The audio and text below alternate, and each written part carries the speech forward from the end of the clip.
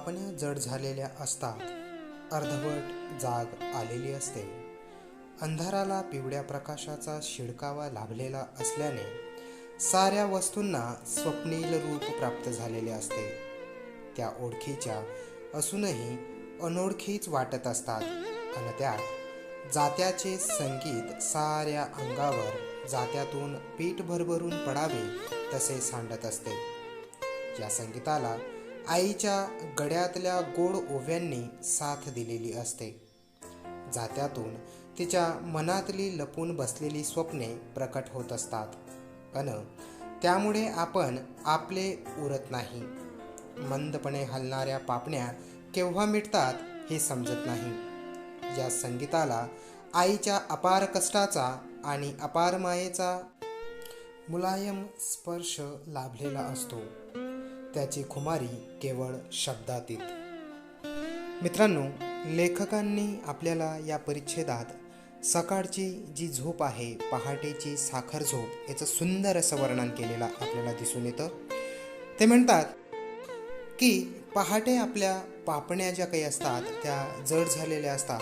जरी आपणाला अर्धवट जाग असले तरीही सकाळचा जो काही सुंदर असं वातावरण आहे, सकाळचा जो काही देखावा आहे, ह्या वातावरणात आईच्या त्या गोड आवाजामुळे, आई जे जात्यावर बसून गीत गात असते, तर त्या तिच्या सुंदर आवाजामुळे आणि भावनिक होऊन गायलेल्या गीतामुळे आपल्याला घरातील ज्या काही वस्तू आहेत, या वस्तू आपल्या ओळखीच्या असून सुद्धा जणू काही त्या अनोळखी आहेत असा भास आपल्याला निर्माण होतो. कारण आई जे गीत गायन करत असते त्याला आईच्या अपार कष्टाचा आणि मायाचा जो काही मुलायम स्पर्श आहे, तो स्पर्श आपल्याला जाणवत असतो. आणि याचं वर्णन जर आपल्याला करायचं असेल तर ते मात्र आपल्याला शब्दातून करता येणार नाही. ते फक्त एक भासमान आहे, ते फक्त आपण एक कल्पना करू शकतो असं ते म्हणतायत. या ठिकाणी काही शब्दांचे अर्थ आलेले आहेत, ते आपण पाहणार आहोत. साथ म्हणजेच सोबत किंवा संगत. स्वप्नील या शब्दाचा अर्थ आहे स्वप्नासारखा, स्वप्नील रूप असा शब्द आलेला आहे. त्यानंतर मुलायम म्हणजे मऊ किंवा नरम असा स्पर्श त्या आईच्या आवाजाचा आपल्याला होतो असं वर्णनसुद्धा येथे आलेलं आहे. खुमारी म्हणजे सुस्ती, आपण इंग्रजीत तिला हँगओव्हर असं म्हणू शकतो. तर शब्दातीत वर्णन न करता येण्यासारखं, परंतु आपण जेव्हा या आईचं गीत ऐकत असतो तेव्हा आपल्याला सुस्ती मात्र येत असते आणि आनंददायी वातावरण त्या ठिकाणी निर्माण होत असतं. असं सुंदर वर्णन लेखकांनी या परिच्छेदातून आपल्यासमोर मांडलेलं आहे. थोड्या वेळाने दिशांना आकार येत जातो. अवतीभोवतीच्या वस्तूंना त्यांचे असलेले रूप लाभत जाते. त्यावेळी मात्र गाऊन थकलेले कोंबडे मिटल्या चोचीने आपल्या सुटकेची वाट पाहत असताना चिमण्यांना कंठ फुटतो. कावड्यांचे भरभरीत आवाजही पानांफांद्यातून सांडत असतात. व्हायोलिनवर हलक्या हाताने तारा छेडाव्यात तशी चिमण्यांची नाजूक चिवचिव सुरू झालेली असते. त्या घराच्या भिंतीवर, अंगणात, एखाद्या झाडाच्या फांदीवर बसून सकाळची प्रार्थना म्हणतात. निसर्गाच्या सानिध्यात असणाऱ्या पक्ष्यांच्या आवाजाला व्हायोलिनची सुंदर उपमा लेखकांनी येथे दिलेली आहे. लेखक म्हणतात की निसर्गात असणारे हे पक्षी, त्यांचं चिवचिवणं, त्यांचा आवाज, हे या निसर्गात खूप सुंदर असं चित्र निर्माण करत असतात. त्यांचा आवाज जेव्हा येतो जणू काही आपल्याला असे वाटते की व्हायोलिनवर हलक्या हाताने तारा छेडल्या जात आहेत. चिमण्यांचं ते नाजूक असं चिवचिवणं, किंवा पूर्वीच्या काळी चिमण्या ज्या आहेत ह्या भिंतीवर, अंगणात किंवा झाडाच्या फांदीवर बसून जेव्हा ते चिवचिवत असत तेव्हा आपल्या कानावर त्यांचा आवाज आल्यानंतर जणू काही ते सकाळची प्रार्थनाच म्हणत आहेत असं आपल्याला जाणीव होते. व्हायोलिन म्हणजे एक संगीत वाद्य आहे आणि पक्ष्यांच्या चिवचिवण्याला, आवाजांना व्हायोलिनची उपमा या ठिकाणी लेखकांनी दिलेली आहे. पुढे पाहूयात. मध्येच झाडाच्या ढोलीतून हिरव्या रेघोट्या मारत एखादा पोपट या संगीतात आपल्या सुरांची भर घालत असतो. सकाळचे हे संगीत वाद्यवृंदासारखे वाटते. परस्परांना पूरक असणारे अन तरीही भिन्नत्व असणारे हे नानाविध आवाज इतके कालवले जातात की त्यांची एक वेगळीच मैफिल निर्माण होते. याच वेळेला एखाद्याने पार्श्वसंगीत द्यावे तसे काही आवाज त्यांमध्ये मिसळत जातात. लेखकांनी निसर्गाच्या सानिध्यात राहणारे पक्षी जे आहे त्या पक्ष्यांचं सुद्धा सुंदर वर्णन या ठिकाणी केलेलं आपल्याला दिसून येतं. ते म्हणतात की झाडांची जी काही ढोली आहे, ढोली म्हणजे काय तर झाडांच्या खोडामध्ये पोकळी निर्माण होऊन त्या ठिकाणी पक्ष्यांनी स्वतःच्या निवासाची राहण्याची व्यवस्था केलेली असते. असं ते ठिकाण, त्याला झाडाची ढोली असं म्हणतात. तर या ढोलीतून रेघोट्या मारत एखादा पोपट जी काही हे नैसर्गिक सौंदर्य आहे या सौंदर्यात संगीताची भर घालत असतो. आपल्या सुरांनी तो या संगीतात आपले सूर मिसळत असतो असं लेखक म्हणतायत. निसर्गाच्या सानिध्यात असणारे ह्या पक्ष्यांच्या आवाजात जरी भिन्नत्व असले, भिन्नत्व म्हणजे काय वेगळेपण जरी असलं तरीही हे नानाविध इतके एकमेकात मिसळले जातात की त्यांची एक वेगळीच मैफिल निर्माण होत असते असं लेखक म्हणतायत. मैफिल म्हणजे काय तर एक सभा, सभा या अर्थाने मैफिल हा शब्द या ठिकाणी आलेला आहे. तर या मैफिलीतून जणू काही एखाद्याने या निसर्गचित्राला पार्श्वसंगीतच दिलेला आहे असा सुद्धा भास आपल्याला होतो. पार्श्वसंगीत म्हणजे काय बॅकग्राऊंड म्युझिक म्हणून आपण या ठिकाणी त्याला म्हणू शकतो. पुढे पाहूया. त्यात एखाद्या कंटाळलेल्या वासराचा दुधासाठी आसुसलेला टाहो असतो. बकरीची भरभरीत झांज मध्येच वाजते. गोठ्यात बांधलेल्या जनावरांच्या गळ्यातल्या घंटा काचेच्या नाजूक बांगड्यांचा आवाज व्हावा तशा वाजत असतात.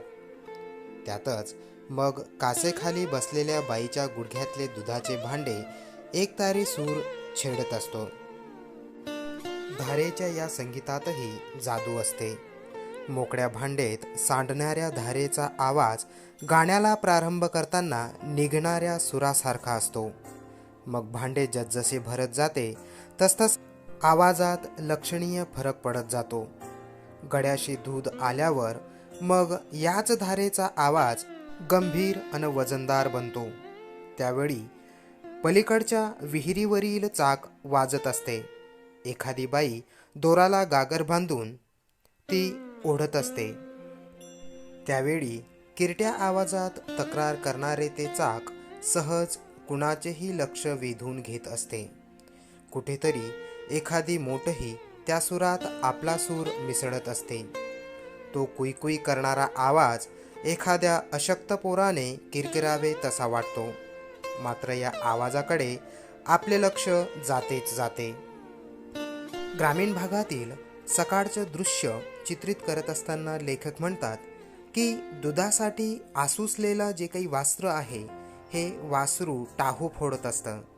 बकरीची भरभरीत झांज आपल्या कानावर ऐकायला येते आणि गोठ्यात बांधलेली जी काही जनावरे आहेत या जनावरांच्या गळ्यातला जे काही घंटा आहे त्या घंट्यांचा नादसुद्धा आपल्या कानावर पडत असतो.